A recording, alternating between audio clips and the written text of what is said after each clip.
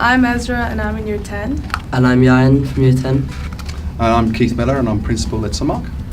And I'm Jason King. I'm the head of secondary at Sunmarke. So why should we take the IB program? The advice that I'd give for people that want to take the IB pathway is that you still have breadth of subject area. So you're going to do English, you're going to do language, you're going to do science, you're going to do art, you're going to do humanity.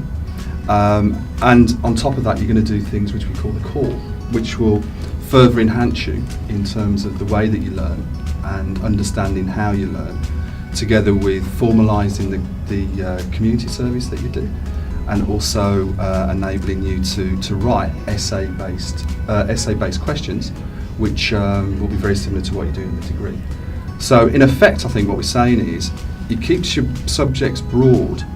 By keeping your subjects broad, it means that you've got more choice by the time that you finish the course and head off to university. Why has Sunmarke decided to implement IB? Everybody's unique. Yourselves, you have different character, different personalities, different skills. The IB gives you an opportunity to really explore yourself beyond just what you're doing in the classroom. At Sunmarke, this is one option. Okay, there's many different pathways that we would want you to be able to access, depending on your academics, depending on your skills, and depending on where you want to be. Whether you want to be in the US, whether you want to go to the UK, whether you want to go to Europe or Australia. Each qualification at post 16 offers different options, but the IB offers a full range of options for you to then consider to go into the real world. Will Sunmarke run IB lower down in the school? At this moment in time, no, that's not what we've decided to do. Parents like the British curriculum, particularly for their sons and daughters under the age of 16. So we intend to maintain the EYFS work that we do with the real little ones, move on to the British National Curriculum from years 1 to 9, and then go through with IGCSEs. Both us as educators and also parents do like what I call the currency of GCSE. So in other words, people will be getting a genuine external certificate explaining where they are at that particular stage. And I think this is a strength of that British curriculum. We are an international school, okay, and we have international students, currently over 80 different nationalities within the school. And part of that is to ensure we have that diversity. What is the difference between IB-DP and IB-CP? The philosophy is very, very similar in the way that we learn, the way that we take responsibility for our own learning, but actually the course structure is different.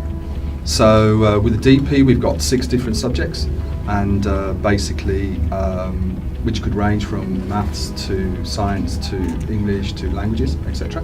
And you choose one from these, or one subject within each of these 6 areas. And on top of that, as we've said earlier, you've got the core. With IB-CP, what you will do is select at least 2 of the IB subjects from any of the categories, and then you will do a vocational course with that.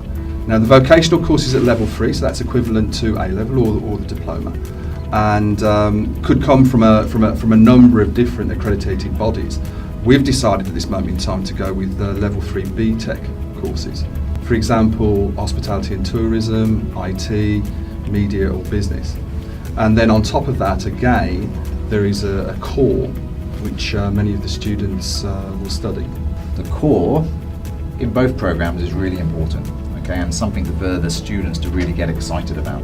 Okay, theory of knowledge. Okay, what kinds of questions are out there in the world? Okay, what's going to be happening in the real world? How are they being challenged in their own thinking?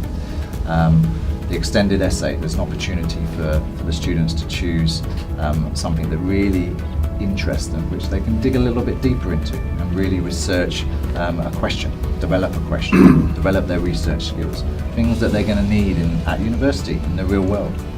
How many subjects can students take? With the diploma, with the IB-DP, then they will choose one subject from 6 different subject areas. So, for example, within science, you would choose either physics, chemistry, or biology. You'd also study mathematics. You would study a language, French, Spanish, Arabic. You would study an art. So again, we could be looking at theatre studies, we could be looking at art, we could be looking at music. So obviously there are 6 different subject areas. So those 6 different subject areas, and then on top of that, as I said before, there is the common core to be studied, an extended essay. We've got theory of knowledge, and then we've got creativity, activity, service. For IBCP, we would then take one BTEC, or at least one BTEC, as we've explained earlier, and then that would be supplemented by at least 2 IB subjects. And then on top of that, IBCP has its own common core. So what do universities think about the IB programme? What universities like about the IB is that they don't just want students to come and be with them for 3 to 4 years. They want students to continue and do a master's. They want students to continue and do a PhD.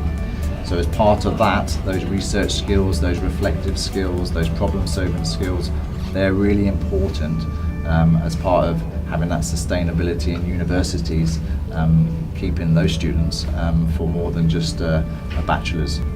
Thank you, Mr. Miller, Ms. King, for giving us more insight about IB and how it will be implemented in Sunmarke. You're welcome. Welcome. We're looking forward to taking the IB program in the future. Excellent. Thank you. Thank you very much. Have a good day. Thank you.